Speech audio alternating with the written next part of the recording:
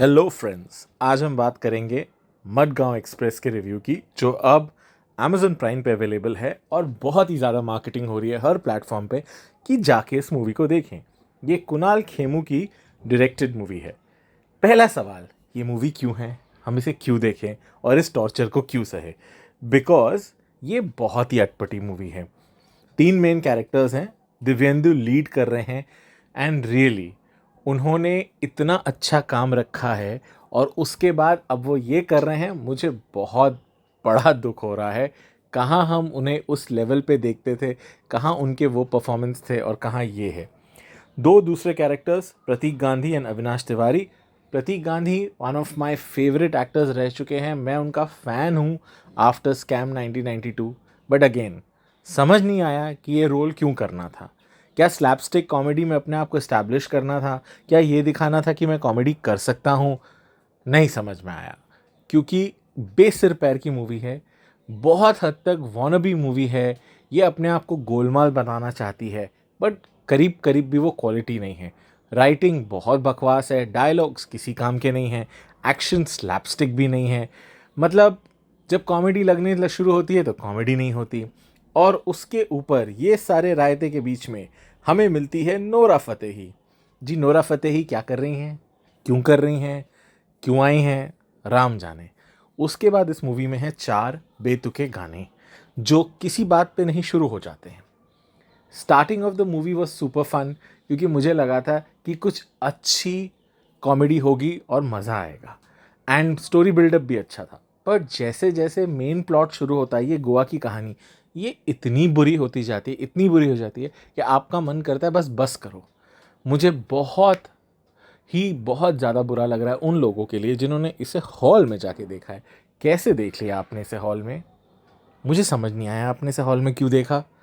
इस मूवी में छाया कदम जी हैं, जिन्होंने लापता लेडीज़ में अभी इतना इनक्रेडिबल काम किया है और फिर हमने उनको गैंगस्टर बना दिया है। राम जाने इस मूवी को क्यों बनाया गया है। चलिए, तब भी जब मूवी देखी है तो ये तो डिस्कस करेंगे कि इसमें देखने लायक क्या है। आई थिंक देखने लायक इस मूवी में एक बहुत रियल बात है कि जब आप सक्सेसफुल नहीं होते और आपके दोस्त सक्सेसफुल हो जाते हैं, तो क्या आपके दोस्त रहते हैं आपकी ज़िंदगी में एक्चुअली? क्या एक अनसक्सेसफुल आदमी से सक्सेसफुल लोग दोस्ती निभाते हैं? ये सच में आज के ज़माने में होता है। ये बहुत सच बात है और ये बहुत रियल बात है। ये बात वो है जो हम और आप रोज़ फेस करते हैं, क्योंकि हमारे सबके कुछ ऐसे दोस्त होंगे, या तो जो बहुत सक्सेसफुल हो गए हैं और हमें भूल चुके हैं, या कुछ जिन्हें हम भुला चुके हैं। ये लाइफ का बहुत बुरा फैक्ट है। मडगांव एक्सप्रेस उस ट्रेन की कहानी की शुरुआत है जहाँ से ये सारा लोचा शुरू होता है, जब एक बैग अदल बदल हो जाता है। मैं इतना ही बताऊंगा, क्योंकि भैया आफ्टर ऑल अगर आप मेरे चैनल पे हैं तो मतलब आपको फिल्में और टीवी सीरीज़ देखना पसंद है, और अगर आप पसंद करते हैं तो आप देखते रहते होंगे, तो क्यों आपका सरप्राइज़ ख़राब करूं। इवन दो मैं कह रहा हूं कि ये बहुत बुरी फिल्म है, मैं फिर भी कहूँगा कि किसी ने तो मेहनत से बनाई है, तो ज़रूर जाके देखिएगा। इस मूवी में कई चीज़ें इंटरेस्टिंग लगेंगी, कुछ स्निपेट्स बड़े मज़ेदार लगेंगे और बाकी सारा पागलपन है। मुझे लगता है कि इन अच्छे एक्टर्स को लेकर काफ़ी अच्छा परफॉर्मेंस लिया जा सकता था, बट वो हो नहीं पाया। जब आप किसी जॉनर से बहुत इंस्पायर हो जाते हैं, like slapstick comedy, like sarcasm, like dark comedies, उन जॉनर की मूवीज़ को लिव अप करना इतना आसान नहीं होता और हर एक की वो स्ट्रेंथ नहीं होती। मुझे लगता है इस अटेम्प्ट में तो कुणाल खेमू बहुत वीक साबित हुए हैं। होपफुली वो आगे काम करते रहेंगे। मूवी के पीछे काफ़ी बड़ी बैकिंग है, फरहान अख्तर, रितेश सब बैक कर रहे हैं इस मूवी को। मूवी ख़राब है बट होपफुली आगे अच्छी बनेगी। इस मूवी में गोवा दिखाया गया है, एक्चुअली गोवा भी नहीं दिखाया गया है, क्योंकि पता नहीं अटपटी सी शूटिंग है। अगर आप गोवा में हैं, अगर आप गोवा को एज अ बैकड्रॉप यूज़ कर रहे हैं, तो कम से कम शहर को यूज़ करिए। एक पार्टी दिखा देना, एक बीच दिखा देना, वो गोवा का यूसेज नहीं होता है। तो मुझे समझ नहीं आया कि अगर हम गोवा में इसको बैकड्रॉप कर रहे हैं और ये 3 बच्चे, ये 3 एडल्ट्स गोवा के पागल हैं, तो हमने शहर को एज अ कैरेक्टर क्यों नहीं यूज़ किया? मेरे को लगता है वो बहुत बड़ी मिस्ड अपॉर्चुनिटी थी कि गोवा को एज अ कैरेक्टर नहीं बनाया गया स्टोरी में। वही कैरिकेचर्स हैं कि माने गुंडे होंगे तो ड्रग्स होंगे तो गन्स होंगी। मतलब यार कितनी बार ये अदल बदल, मिस्टेकन आइडेंटिटी, फलाना ढिमकाना, ये सब हो चुका है। अगर कोई नया डायरेक्टर मार्केट में उतर रहा है या कोई नया थॉट प्रोसेस ला रहा है, आप उस जॉनर में कुछ नया करिए ना।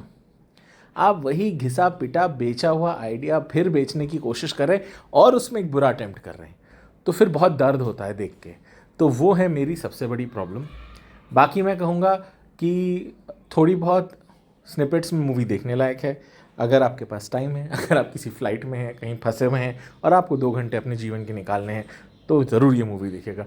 मेरी तरफ से इसको तो 1 स्टार भी नहीं मिलेगा। शायद आप बोलेंगे ये मेरा जॉनर नहीं है। जॉनर हो ना हो, दिमाग तो है, चॉइस तो है। ये मूवी देखना बहुत बड़ा पाप है। होपफुली आपको मेरा चैनल अच्छा लगता होगा, आपको मेरे रिव्यूज़ अच्छे लगते होंगे। ये कम्प्लीटली अनबायस्ड हैं, जो मेरे मन में आएगा मैं वही बताता हूँ और जो मुझे लगता है मैं वही कहता हूँ। चैनल को लाइक और सब्सक्राइब करिएगा और साथ बने रहिएगा। हम रिव्यू करते रहेंगे, कुछ नए कुछ पुराने। फिर मिलेंगे नेक्स्ट रिव्यू में। Do take care, bye bye.